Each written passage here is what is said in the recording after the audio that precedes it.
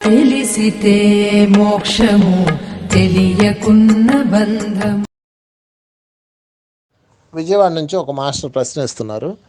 వారి పిల్లలు ధ్యానం చేసేటప్పుడు అది కనపడ్డాడు, వినాయకుడు కనపడ్డాడనో లేకపోతే పరమేశ్వరుడు కనపడ్డాడనో ఇలా చెప్తున్నారండి. కానీ నాకు ఎప్పుడు ఏమీ కనపడవని వారు చెప్తున్నారు.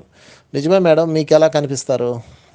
పిల్లలంటే వాళ్ళ హృదయాలు స్వచ్ఛంగా ఉంటాయి, ప్యూర్గా ఉంటాయి. వాళ్ళ ప్రపంచం వేరు, వాళ్ళు ఎంతో ఉన్నతంగా ఉంటారు. పసిపిల్లల హృదయాలు ఎంతో ఉన్నతంగా ఉంటాయి. వాళ్ళ వాళ్ళ మనసులో కల్మషం ఉండదు. కాబట్టి వాళ్ళు కళ్ళు మూసుకొని ధ్యానంలో కూర్చోగానే 2 నిమిషాల్లో 5 నిమిషాల్లో వాళ్ళు కనెక్ట్ అయిపోతారు. ఇంకా అక్కడ వాళ్ళు పరమేశ్వరుడు యొక్క సన్నిధిలో ఉంటారు. ఆ పరంధాముడు సన్నిధిలో వాళ్ళు ఆడుకుంటారు చక్కగా. వాళ్ళు అన్నీ చూస్తారు. వాళ్ళకి అడ్డు లేదు. కానీ ఇక్కడ పెద్దవాడు అయ్యే కొద్దికి ఏముంది? అడ్డు ఉంది. ఇక్కడ మీకు మీరే అడ్డు. మీ పిల్లలకి ఏ టెన్షన్ లేదు, ఏ ఇరిటేషన్ లేదు. ఏ పిల్లోడికైనా వాడి స్కూల్ ఫీజు ఎంతో తెలుసా? ఏ పిల్లోడికైనా వాళ్ళ ఇంట్లో సరుకులు ఉన్నాయో లేదో తెలుసా? ఏ పిల్లోడికైనా వాళ్ళ నాన్నగారి జీతం ఎంత వస్తుందో తెలుసా? ఏ పిల్లలకైనా వాళ్ళ అమ్మగారి ఆస్తులు నగలు ఎంత ఉన్నాయో తెలుసా? బ్యాంక్ బ్యాలెన్స్ గురించి తెలుసా? ఏటీఎం గురించి తెలుసా? లేకపోతే వంశపారంపర్యం తెలుసా? లేకపోతే కులం గురించి తెలుసా? లేకపోతే కట్టుబాట్ల గురించి తెలుసా? చెప్పండి. లేదు కదా. వాళ్ళకి తెలిసిందల్లా ఒక్కటే, ఆనందంగా జీవించటం. మానవుడు ఇప్పుడు మీరు పెద్దవాళ్ళు, మీకు తెలియదు ఏమైనా ఉందా? మీ పిల్లవాడికి ఏదైనా అవసరమైతే వాడు ఎంత నిశ్చింతగా ఉంటారో చూడండి. పిల్లవాడికి స్కూల్ ఫీజు అవసరమైతే ఇవన్నీ ఏవి తెలియవు. వాళ్ళు ఏది అవసరమైనా వెంటనే మమ్మీ లేదా డాడీ అంటారు. అంటే వాళ్ళు ఎంత నిశ్చింతగా బతుకుతున్నారు. వాళ్ళు మమ్మీ డాడీ మీద నిశ్చింత ఉన్నారు అన్న, పెద్దవాళ్ళు ఉన్నారన్న నిశ్చింతతో వాళ్ళు ఉన్నారు. మన తండ్రి మీద మనకు నిశ్చింత లేదు. మన మనసంతా గందరగోళం, మన మనసంతా సంశయాలు, మన మనసంతా అనుమానాలు, మన మనసంతా ఆందోళనలు. దాంతో అవన్నీ మనకు పెనుశాపాలు ఈ ధ్యానంలో కూర్చున్నప్పుడు పొడుస్తూ ఉంటాయి. అవే ఆలోచనల రూపంలో వస్తుంటాయి.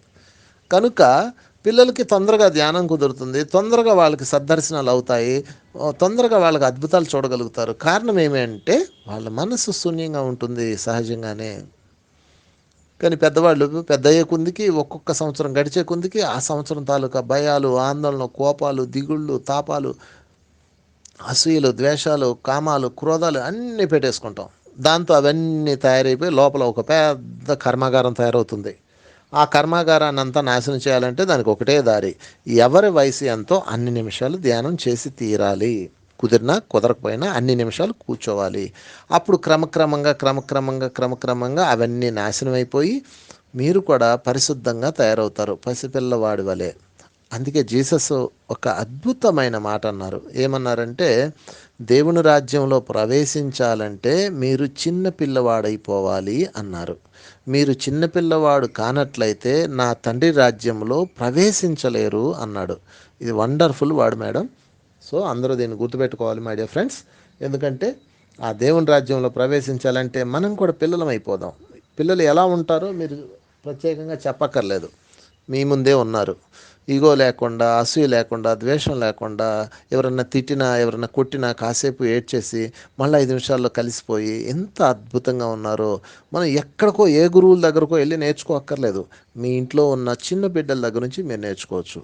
ఎందుకంటే వాళ్ళు మనతో సహజీవనం చేస్తున్న పరమాత్మ స్వరూపులు కాబట్టి. Thank you very much.